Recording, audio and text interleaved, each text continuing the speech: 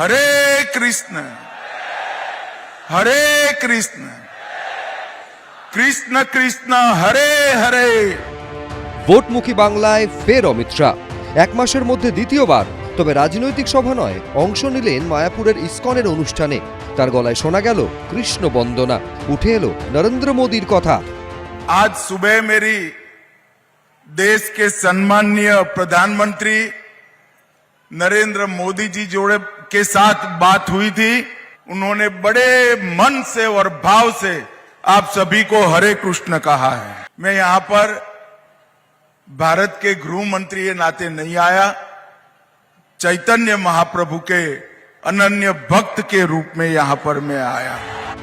পশ্চিমবঙ্গের রাজনীতি এখন ধর্মময়। মন্দির, মসজিদ, কোরআন, গীতাও এখন কার্যত রাজনীতির অংশ।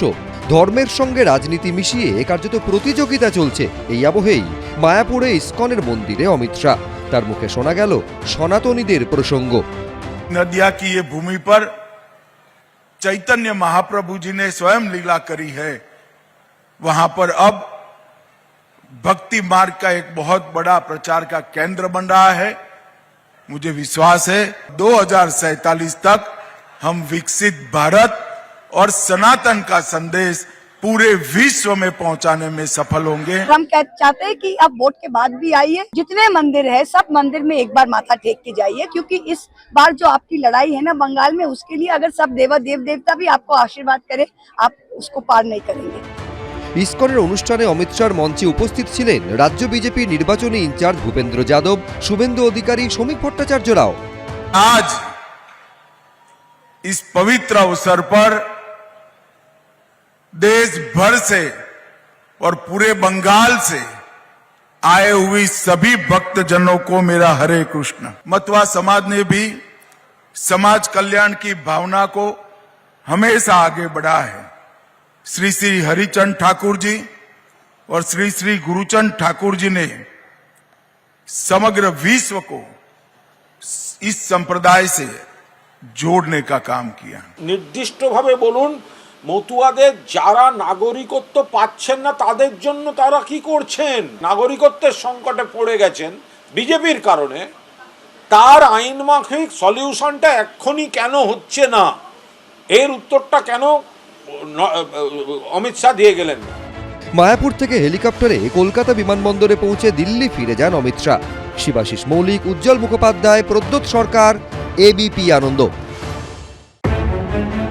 বিরোধীরা সবসময় পরিবর্তন চায়, শাসক চায় স্থিতাবস্থা। কিন্তু কালের নিয়মেই পরিবর্তন হয়, কখনো তা দ্রুত হয়, কখনো যুগ যুগ কেটে যায়। সামনেই বিধানসভা ভোট, বিরোধীরা চাইছে পরিবর্তন, প্রচারে লড়াইয়ে ঝাঁপিয়ে পড়েছে তারা।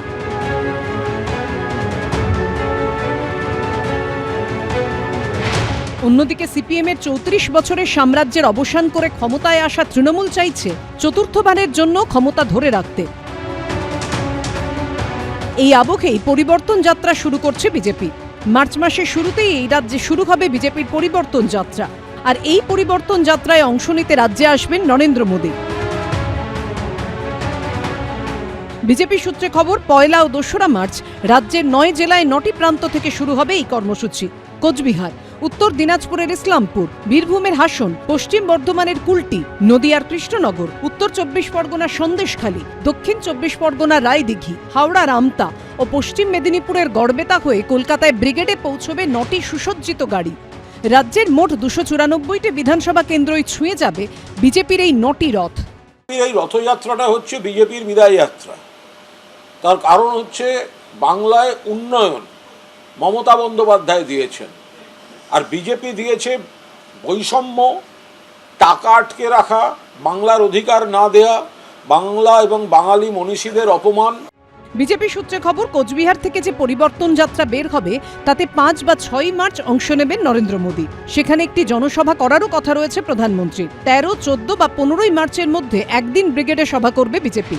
সেই সভাতেও প্রধান বক্তা হিসেবে থাকার কথা রয়েছে নরেন্দ্র মোদীর। এই কর্মসূচির উদ্বোধনী অনুষ্ঠানে কেন্দ্রীয় স্বরাষ্ট্রমন্ত্রী অমিত শাহ, সর্বভারতীয় সভাপতি নীতিন নবীন, প্রতিরক্ষামন্ত্রী রাজনাথ সিং সহ এক ঝাঁক কেন্দ্রীয় মন্ত্রী ও নেতাকে আনা হবে বলে বিজেপি সূত্রে খবর।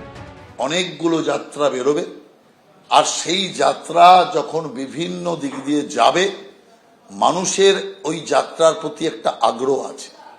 এই যাত্রা প্রকাশ পাওয়ার পর থেকেই কার্যকর্তা এবং সাধারণ মানুষদের ইতিমধ্যেই প্রচুর ফোন জেলা এবং রাজ্য দপ্তরে মন্ডল নেতাদের সঙ্গে আসতে শুরু করেছে।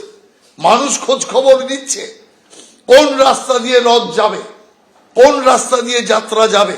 ভোট এলে গণদেবতার আশীর্বাদ চান নেতানেত্রীরা, কারণ এই আশীর্বাদই তাদের পৌঁছে দেয় সিংহাসনে।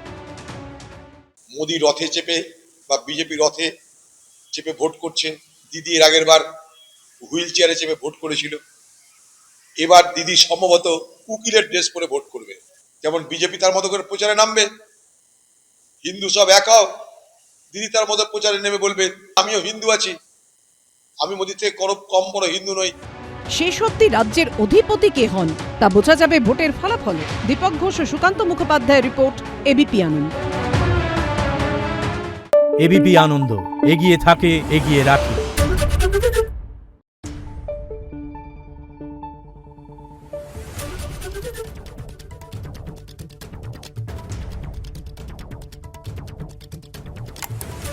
Thank you.